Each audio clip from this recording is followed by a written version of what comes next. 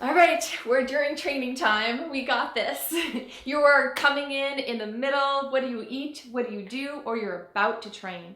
So actually, 30 minutes before you start training, that's when the in-play sports foods, all of that can come into effect because you literally don't have enough time to digest much. When you put something in your mouth, it is not in your muscles where the energy needs to be when you're training, right? So you want to be having 30 minutes before as a marker of, okay, I'm kind of in the in-play zone. So imagine you have back-to-back training sessions or games that are like less than, 45 minutes or 30 minutes apart. Well, guess what? You're still in the game even if you've stopped. So those sports foods come in handy in those instances because it'll give you an energy boost that can be absorbed while you're training.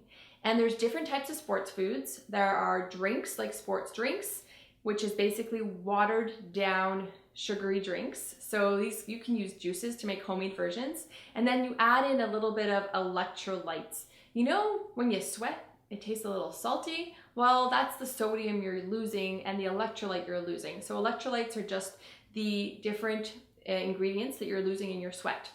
So what you want to have when you have a sports drink is definitely a little bit of that sugar, that hydration, and a little bit of what you're losing in sweat. But the main key ingredient that I want you to focus on here with me is that sugar, that energizer.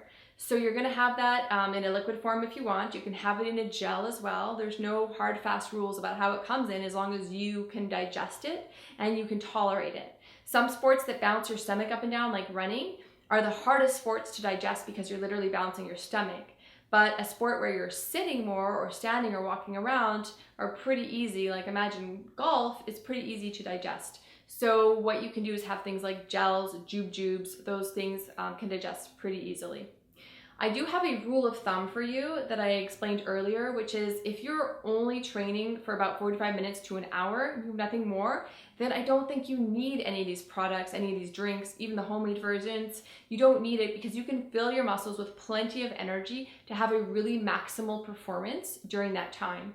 But if your training is going to 90 minutes, 2 hours, beyond, then bringing in the sports foods can really give you a boost.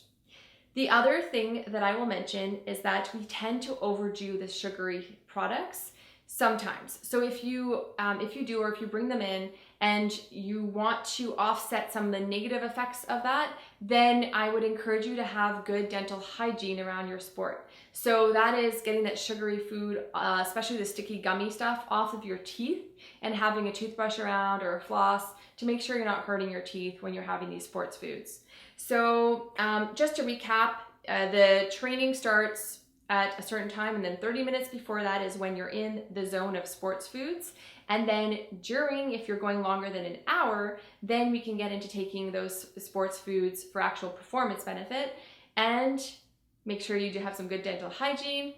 Last little tip that you could implement, but it's not necessary, it's just a fun little sports nutrition extra that I've shared with you previously, is that you can literally just swish your mouth or lick a lollipop, have some sugar, real sugar touching your mouth, spit it out, and still get a little performance boost. Little random fact. So enjoy your trainings. Make sure that you go into them well energized, well hydrated, and if you need the little boost, now you know how to use those sports foods in the energizer category for in play.